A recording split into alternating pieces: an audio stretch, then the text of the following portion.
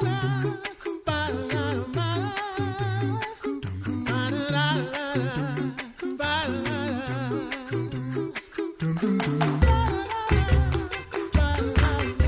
listening to The Coffee Hour. I'm Andy Bates. I'm Sarah Gulseth. It is Mental Health Monday, and it's kind of a sad day because this is the last of the season. We're going to check in with Deaconess Heidi Gaiman here in just a moment. Thanks to Concordia University, Wisconsin for supporting the Coffee Hour. Find out more about Concordia University, Wisconsin at cuw.edu. Live uncommon. It is time to check in with Deaconess Heidi Gaiman for Mental Health Monday. Good morning, Heidi. Good morning. It is this is our final episode for the season. I know we're wrapping down this season for this school year and take a little hiatus for the summer, give you a little break, and then we're coming back in the fall with a great new series on Mental Health Monday. But we're wrapping up our series on social media. Do either of you use social media? No, never. Has this topic been helpful to you? I think it's been, super helpful even to sort through for myself a little bit more about what I believe in it and what I don't, Mm-hmm. I think we often kind of forget to do that work. We just fall into kind of using a piece of technology, but understanding a little bit more about like the good, the bad, and the ugly, as well as the glorious about it is really helpful.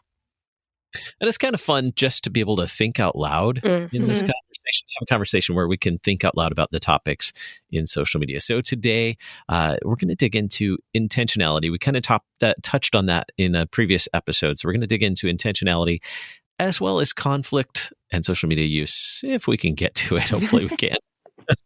In today's episode. So we talked, I think, I don't remember which episode it was. We briefly touched on being intentional when using social media. So how does approaching social media with intentionality impact, one, how we use it, and then two, what impact it has on us and particularly our mental health? Mm-hmm. I think that the word intentional is really helpful because it helps keep us in kind of a balanced middle realm where you can picture on either side is rigidity and flexibility that's maybe too flexible, right? So intentionality involves some flexibility and some idea of rhythms or what is helpful for us or what is necessary, what is not good for us and what is good for us.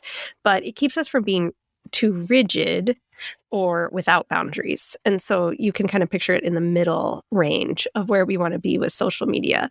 It's so easy, I think, and I even see posts and things on social media about this, that we create rules for ourselves. And then unfortunately, a lot of times when we create rules for ourselves, we either intentionally or unintentionally create rules for other people or want people to subscribe to our rules, whether that means like how we hand off tech to our children or whether that's our own screen time and things like that. Understanding that rigidity is not usually our best.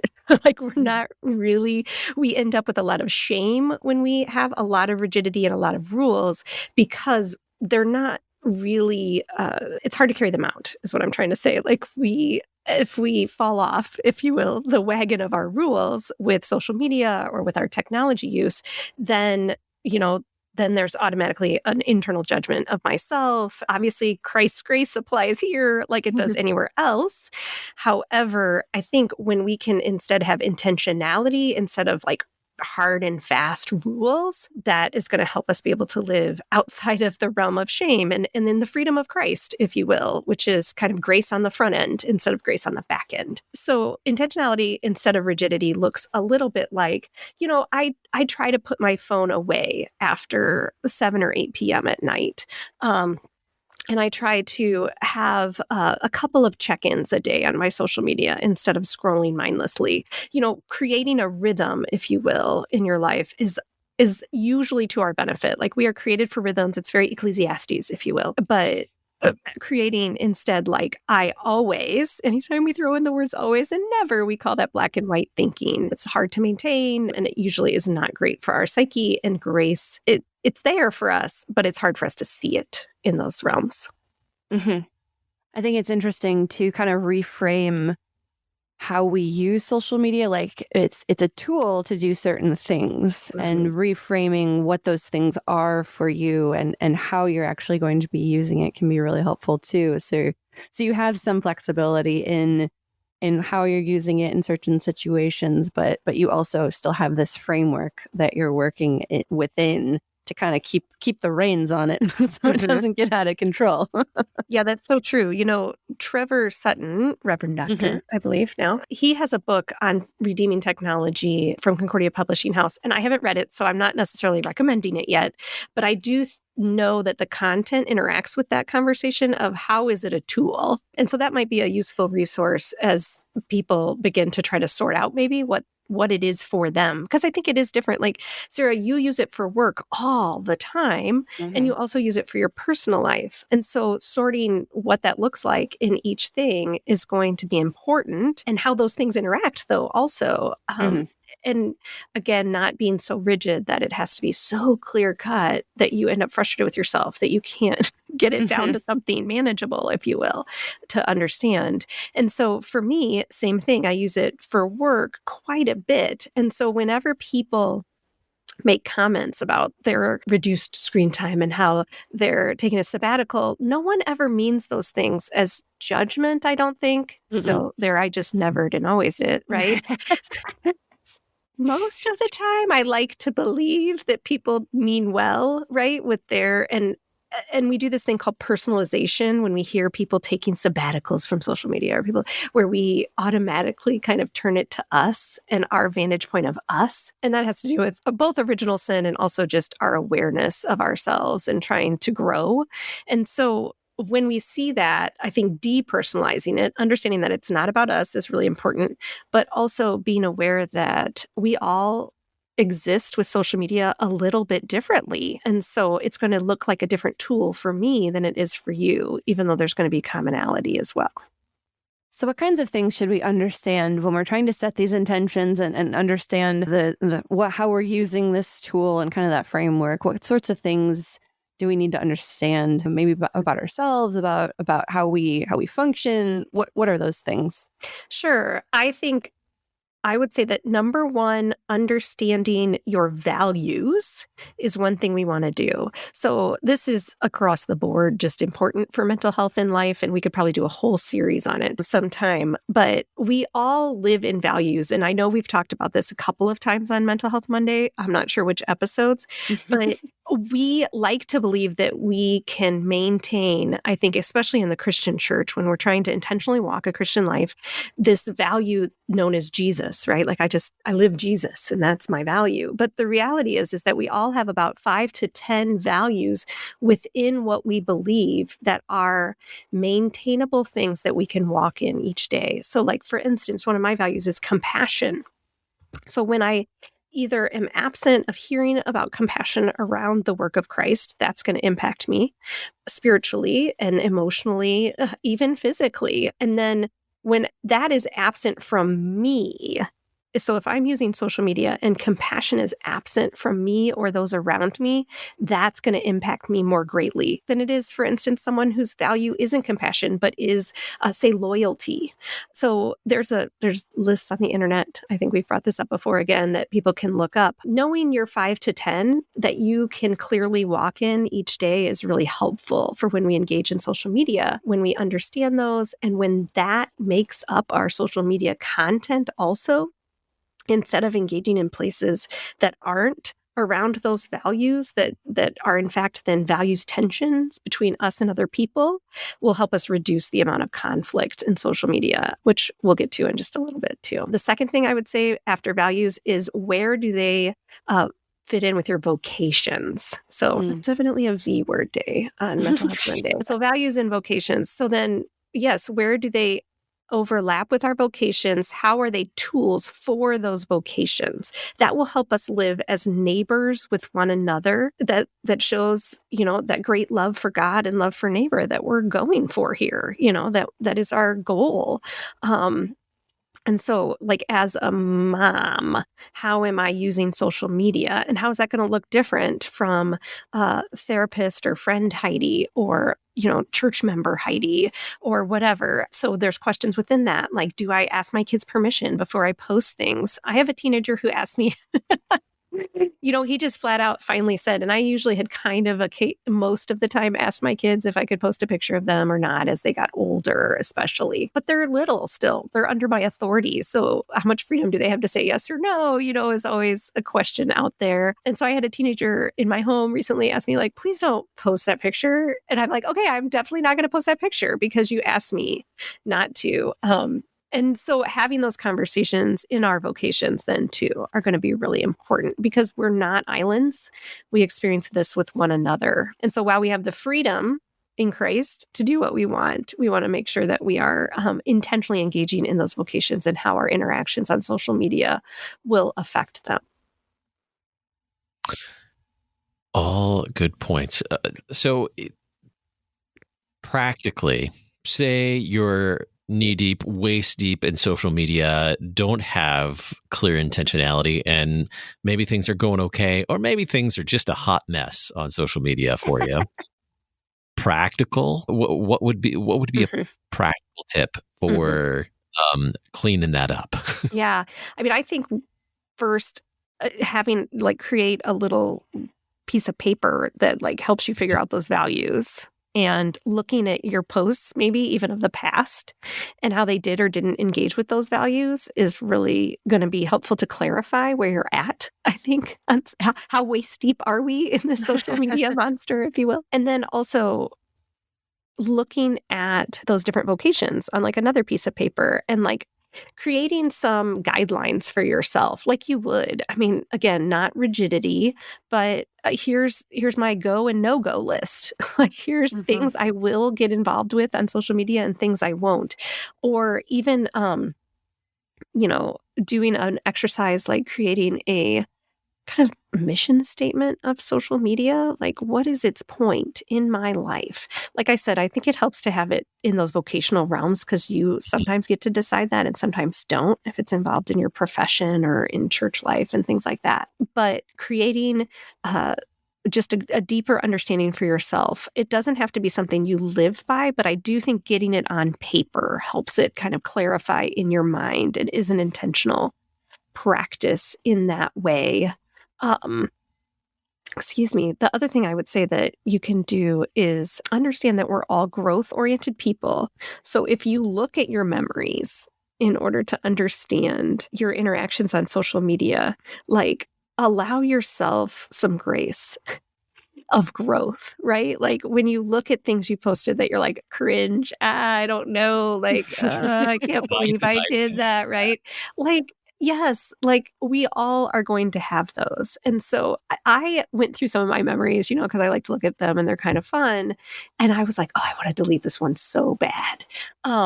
But instead I decided to have grace for that 2008 Heidi and be like, oh, okay, she has learned a little bit more about herself and about God and who he is since then.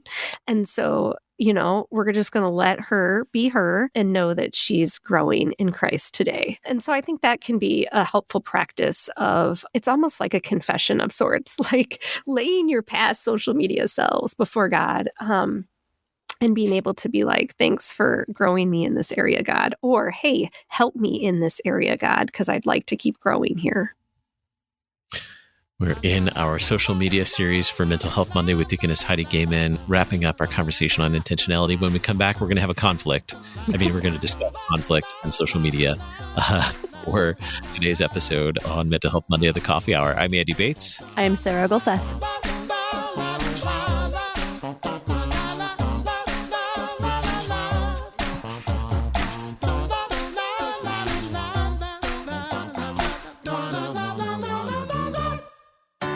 At Concordia University, Wisconsin, we believe you were created for a reason, to use your God-given gifts to help others, to live a life of self-sacrifice in a me-first world, to live a life that's uncommon. Whether you're taking one of 50-plus online programs or learning with us in person on the shores of Lake Michigan, you'll be equipped to make an uncommon impact. Learn more at cuw.edu. Concordia University, Wisconsin. Live uncommon.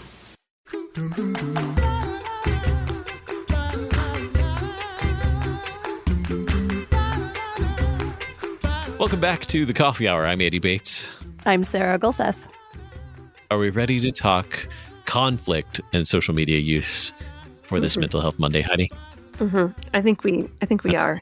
Yes, I would like to reframe conflict in the realm of engagement, right? Ooh. Engagement and connection that can occasionally turn to something that we would call conflict that is uncomfortable for us, right? Just because it's uncomfortable, though, doesn't mean it's conflict. It's like a spectrum, right?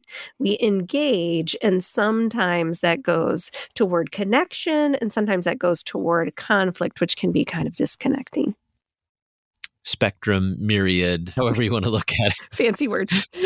That's exactly. I have myriad in my notes for conflict, because when I think of conflict on social media, yes, it can cover the whole spectrum. It can be sometimes overwhelming to the point that sometimes we just click, turn it off, put it away. So how then does conflict in general on social media affect our mental health? Oh my goodness. It's bad.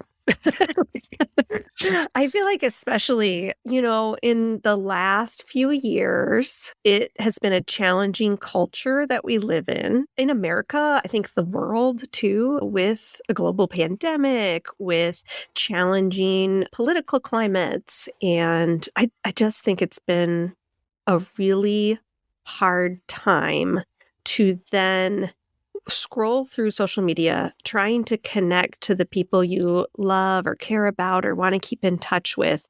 And I think be maybe surprised by opinions that you didn't either know people had or you didn't understand the strength of them, I think at times. And a lot of this comes down to like when we share something, if you will, a lot of times that can be more forward than something we might post on our own that we might have a tone of gentleness to. And so I think that in general, I would say that conflict is challenging for our mental health. Now we are restoration people. So conflict doesn't have to be the end of everything, but at the same time, it is always a little challenging for our mental health, especially when it continues or is unresolved. And then when it is in our face because of social media each day, that it's draining on our mental health is probably the best word I can apply to it. Mm-hmm. Well, and at least in my own feeds and in my own experiences, I think a lot of this conflict and just these kind of things that rub you the wrong way, like you said, the shares. We have such a meme culture of like hot takes in memes and hot takes in 10-second videos. It's so much easier to like very passive aggressively share one of those things and just be like, I'm just going to leave this here. So people don't actually know where you really fall, but like it leaves the door open for a lot of different conversations, which can get really interesting, maybe good or bad. And, one helpful statistic might be, and I just read this in Brene Brown's new book, Atlas of the Heart, that some research they had done over COVID, 1 in 6 people are challenged to speak to a family member or close personal friend in the last 2 years because of like some kind of extreme belief or differences in beliefs that feel extreme. And so 1 in 6 people are that is a very challenging climate to live in. And so then you're going to find that then imagine how many, 1 of every 6 posts you see might challenge you. Now that's a little bit of a loose, correlation, if you will. But at the same time, I do think it applies to our social media life because those are the people we do know and want to know for a reason. We follow them for a reason. So it's going to impact us there too. Yeah. How does all of this conflict and these more challenging conversations, how are they different on social media rather than outside of, I don't even call it real life, but outside of social media, like face to face or those other relationships that aren't online? I definitely think there is the dehumanizing factor that happens when you don't see someone's face, when you're not sitting across from them, when I don't see this image of God reflected in someone as God's creation, then it is easy for us to throw down words as human beings We see this all the time. It's just easier to throw down words when there's no face attached. So I usually recommend, pro tip, when you do find yourself emotionally elevated, which is a sign that conflict is brewing on social media for you, at least internally, then go to look at the profile picture of that person, or go to look at a picture in their feed or something of them so you can rehumanize that person for yourself.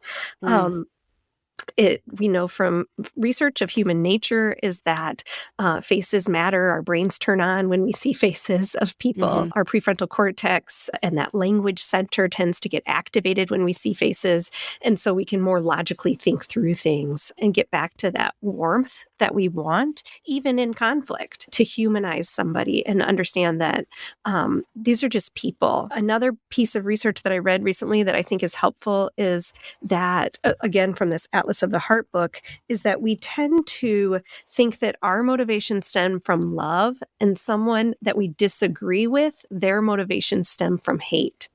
And so I think just recentering ourselves on what we call unconditional positive regard, which is when I see something that's challenging for me, go back to where is the positive regard from this person? What do I believe their intent is, even when I don't like it and I don't agree, believing that there is maybe some good intended, that there's love and maybe fear behind it because of the love. That is really helpful in any kind of challenging conversation, but we also know it leads to better dialogue. We're going to get to a place where we can actually have the conversation instead of assumptions and, throwing stuff at each other, throwing words at each other.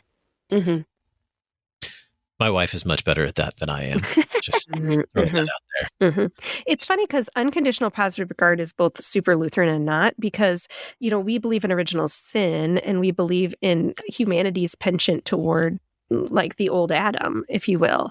But we also believe that doesn't mean that we don't believe that humanity doesn't include good as well, right? God calls humans, when he creates them, very good. And so they're capable of much destruction and also capable of much good. And so when we can open our eyes to be able to see that good that we kind of closed ourselves off to for a minute, that will help the dialogue. Well, that makes me think of the explanation of the fourth commandment. I'm sorry, not the fourth commandment. Sorry, the eighth commandment. And speaking of the commandments, why do we sometimes think that not all the commandments apply when we're on social media? Like only this one or only that one applies. Why do we just sometimes assume it because it's not face to face or quote in real life, even though we know social media is now part of real life? Why do we just assume or sometimes act like the commandments don't apply? For example, the eighth commandment, where we're instructed to explain everything in the kindest way, to put the best construction on things, just like you were explaining to what was the phrase you used? Unconditional positive regard. Thank you. I like it. Well, it's how God sees us, right? I mean, he sees us and he knows that we're sinners, but he loves us enough to send Jesus. Like, that, I feel like, is the definition of unconditional positive regard. Like, you're worth saving. And so I think then from Jesus then can flow, right? From me, the ability to see that people have some good, like that they aren't pure evil. And sometimes I just think we get that tunnel vision, especially like Sarah, it was beautifully worded, meme culture, right? Where we're just sharing stuff. We're not even having conversation. We're just sharing a hot take. It can be really easy to get tunneled into non or very conditional positive regard, maybe is what we would call it. Well, to look at my neighbor with whom I disagree and to say, this is a person for whom Christ died. If there's that unconditional positive regard, Christ died for him too, or for her too. That if Christ died for him or for her too, why should I treat them with disregard? I think also, I mentioned Ecclesiastes before, and I think taking an Ecclesiastes approach to social media is helpful, which means everything in its time. Like, nothing has to be dealt with immediately. And it's like buying a used car or like a piece of technology. Like, we feel like we need to do it this moment because it's such a deal or something, and we might lose the deal. I feel like that's how we think about conversations a lot of times on social media. Like, if I don't respond now, this person, what will happen? But God works outside of me. Whether I engage or not, the spirit is still alive and well, right? And also in its time, like, I don't have to deal with this moment. Taking some time to think is always called for, always called for. I know I said don't use always or never, but I think taking time to think serves us well. And very few things in our world are immediate or imminent. And our culture, I don't even think social media, but it's alive and well on social media, right? Our culture feeds like a reactivity approach that I need to react right now. And so taking that everything in its time, God will have a time for this, and letting him prompt you to when it's important, I think usually includes some patience. If you read scripture over and over again, God doesn't respond immediately. He's willing to wait. And I think that is a nod to us that, like, with his spirit inside of us, we can also be willing to wait and leave some space. Yeah, I think when Peter Slayton or I talk about just having these conversations and understanding what's happening on your own feeds, the whole, like, take a second, walk away, and then come back. And if you still want to comment and get involved, maybe, but like, give yourself some space, because just because you can comment on things doesn't necessarily mean you should. Right. I mean, knowing the realm, take it somewhere else sometimes. I mean, if you want to engage, generally a public feed is not the place. Like, right. I would just say most of the time, send a private message, ask someone out to coffee, whatever, create a conversation that isn't a public forum. There's a place for that. Luther did it with the 95 Theses, right. But he was also having a billion other conversations privately. And those were the conversations, I think, that he found the greatest impact as well as the Reformation went forward. Not that we're Luther, but I do think that can be something that encourages us that we can do the same. Yeah. So to put a big bow on all of we talked about a lot of stuff today. How does that intentionality that we talked about earlier, how does that relate to dealing with challenging conversations and approaching things with love and grace? Yeah. I think we mentioned, know your values, contemplate your vocations, and move forward with that unconditional positive regard, before you get on social media. And sometimes we need a practice to get us going on something. And so I would say, like, create a Post-it note or something that has that phrase on it, unconditional positive regard, or remind yourself of it before you open your phone, before you open the internet and jump on a social media, that this is something you're going to try to integrate into, is being able to see the love, the intentions, good, bad, and other underneath things. And I think that will serve you well. Well, Heidi, thank you so much for walking us through these great insights on social media for this season. I know the summer is upon us, time to take a little hiatus. What can we look for from Heidi Gaiman coming in the coming seasons? Yeah, I'm really excited. I have a new book coming out in September, so it looks like we'll be maybe looking through that next year quite a bit, in the same way we looked through Finding Hope from Brokenness to Restoration this last season. And listeners can find out more about that. I'll be putting some information out about it this week on my website, HeidiGaiman.com. And then in the summer, there'll be more information coming out from Concordia Publishing House as well. And so if you're looking to get more information on that, go subscribe at HeidiGaiman.com and follow on social media, of course.